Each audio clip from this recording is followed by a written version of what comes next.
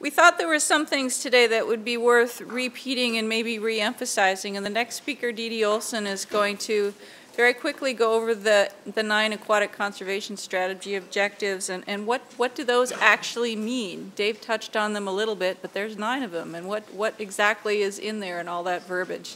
Dee Olson is an aquatic ecologist with the P&W Research Station, and you'll see her again later. She's coupled on one of our practical case studies later this afternoon. So help me welcome Dee Olson.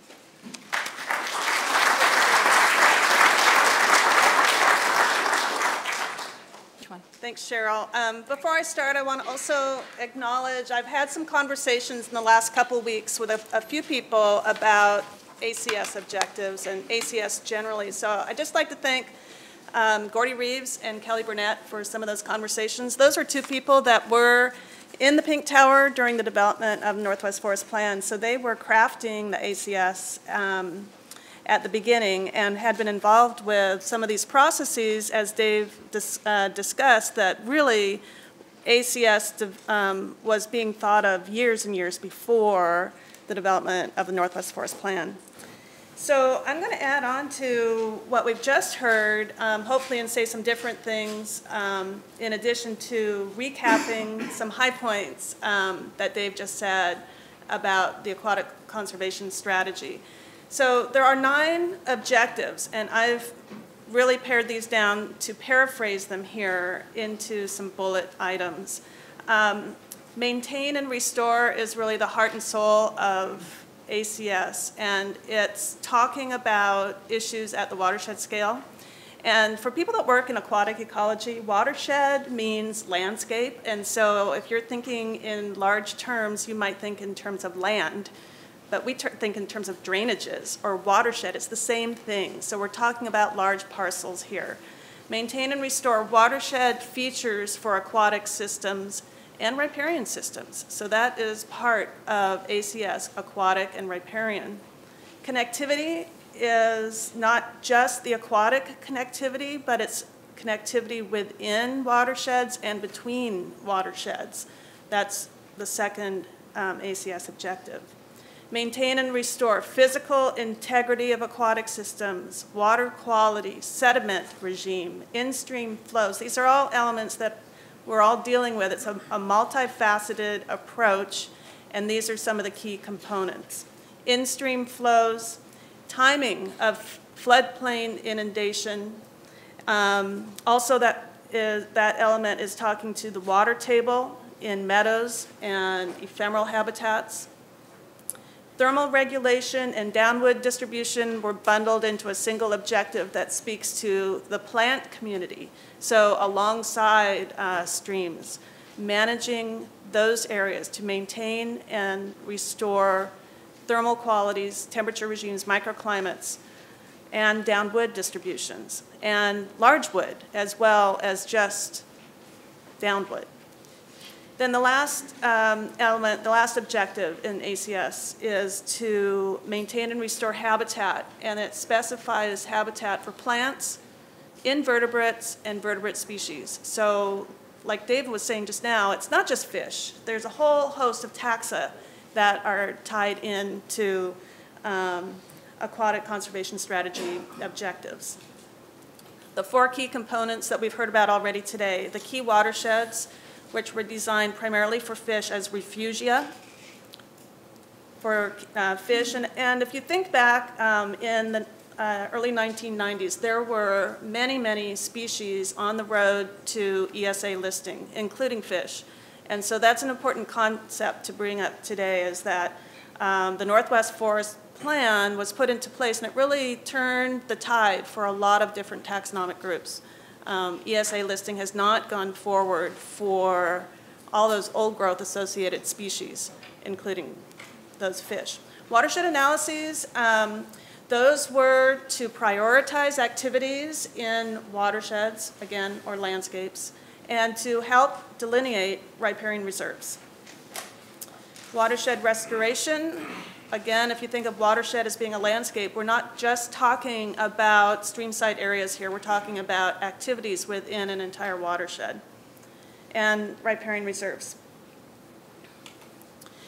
So if you think of how watersheds across the range of the Northwest Forest Plan are so different, when you put these elements together, there is not a cookie-cutter approach of how watersheds are analyzed or how riparian reserves are delineated across that huge expanse. There are unequal elements across that system.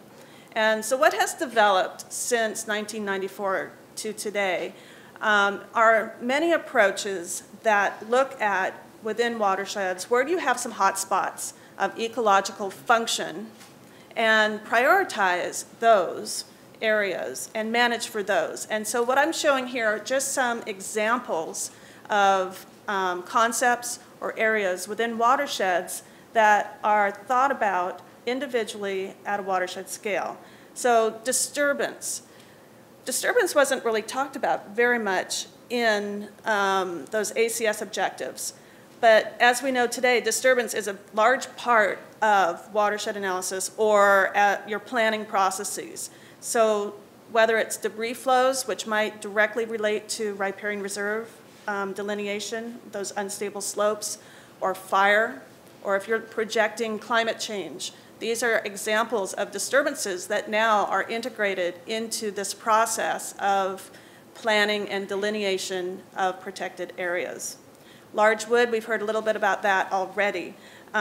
Where are the sources of wood in your watersheds, and what are the size classes of those wood, and how can you develop large down wood for the future? Headwaters. Headwaters has come up as a focal area or a hot spot in a watershed for several reasons. It's a source of sediment, a source of down wood, a source of prey for downstream communities, and there are specific taxa that are tied to headwaters that occur nowhere else in the watershed. And I work on amphibians, and there are some amphibians in that category. I'll go very quickly. Terrestrial or tributary junctions, terrestrial wildlife. We're going to hear about these characteristics more and more as the day progresses. We've heard a little bit about what the interim guidance was for riparian reserves, 1 and 2 site potential tree heights. Those guidances were not just for fish species, but for a host of habitat characteristics and a host of species. In the riparian reserve module, those 80 particular species that relied on riparian reserves were specified. And so there are lots of riparian-dependent organisms that rely on those riparian reserves, and here's some more. Just to finish up, I'd like to talk about ACS objectives were developed from the knowledge of the day, science of the day, as well as expert opinion of the day. And those are aspects that are trudging along, and we're getting more science and more detail about all of these attributes of watersheds as the years progress. And so today I think we're going to hear a lot about riparian buffer studies and what they have been saying, where we are thinning with different riparian buffer widths. Intrinsic potential of fish. We know a lot more about what fish habitat is like now at landscape or watershed scales. Downwood, sediment, debris flow. And then we have a monitoring program, ARAMP, and I won't say very much about that because I'm out of time. Where are we today? Posing some questions. Watershed analyses. Is that a ghost of intentions past? Key watersheds. Are updates needed? Watershed restoration. Are we looking at a future of density management as a way of business? Are we managing for natural disturbances? Are we managing for early cirrus? Are we integrating climate change? Riparian reserves. The role of federal lands has changed compared to the early 1990s. Are we integrating that into our considerations? Are we restoring riparian areas? Are we managing zones within interim riparian reserves? Are we integrating thermal loading, natural disturbance, and climate change? Lastly, I think we're developing lots of new tools. We'll be hearing about those today. More is on the horizon for landscape connectivity and water quality. And lastly, monitoring is ongoing, but that's a big question that won't really be addressed today. Can we do the same would last into the future. So thank you. Thank you.